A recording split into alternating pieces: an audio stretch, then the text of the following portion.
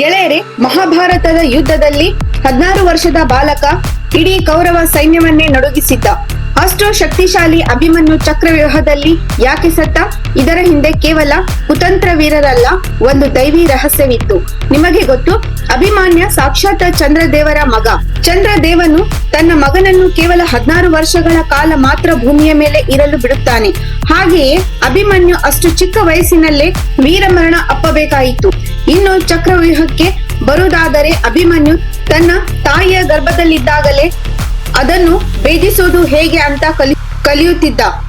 ಭಗವಾನ್ ಕೃಷ್ಣ ಸುಭದ್ರೆಗೆ ಚಕ್ರವ್ಯೂಹದ ರಹಸ್ಯ ಹೇಳುತ್ತಿದ್ದಾಗ ಅಭಿಮನ್ಯು ಎಲ್ಲವನ್ನೂ ಕೇಳಿಸಿಕೊಂಡಿದ್ದ. ಆದರೆ ವಿಧಿಯ ಆಟ ನೋಡಿ, ಕೃಷ್ಣ ಚಕ್ರವ್ಯೂಹದಿಂದ ಹೊರಬರೋದು ಹೇಗೆ ಅಂತ ಹೇಳುವ ಮೊದಲೇ ಸುಭದ್ರೆ ನಿದ್ರೆಗೆ ಜಾರುತ್ತಾಳೆ. ಹಾಗಾಗಿ ಅಭಿಮನ್ಯುವಿಗೆ ಒಳಗೆ ಹೋಗುವುದು ಮಾತ್ರ ಗೊತ್ತಿತ್ತು, ಹೊರಗೆ ಬರೋದು ಗೊತ್ತಿರಲಿಲ್ಲ. ಯುದ್ಧದ ದಿನ ದ್ರೋಣಾಚಾರ್ಯರು ಚಕ್ರವ್ಯೂಹ ರಚಿಸಿದ್ದಾಗ ಪಾಂಡವರನ್ನು ಉಳಿಸಲು ಅಭಿಮನ್ಯು ಒಬ್ಬನೇ ಒಳಗೆ ನುಗ್ಗುತ್ತಾನೆ. ಚಕ್ರವ್ಯೂಹದ 7ನೇ ಹಂತದಲ್ಲಿ ಕರ್ಣ, ದುರ್ಯೋಧನ, ದ್ರೋಣ ಸೇರಿದಂತೆ 7 ಜನ ಮಹಾರಥಿಗಳು ಸೇರಿ ಒಬ್ಬನೇ ಬಾಲಕನನ್ನು, ಆತ ನಿರಾಯುಧನಾಗಿದ್ದರೂ ರಥದ ಚಕ್ರವನ್ನೇ ಆಯುಧವನ್ನಾಗಿ ಮಾಡಿ ಹೋರಾಡಿ ವೀರಮರಣ ಅಪ್ಪುತ್ತಾನೆ. ಈ ನಮ್ಮ ವಿಡಿಯೋ ಇಷ್ಟವಾದರೆ ಲೈಕ್ ಮತ್ತು ಸಬ್ಸ್ಕ್ರೈಬ್ ಮತ್ತು ಕಮೆಂಟ್ ಮಾಡಿ.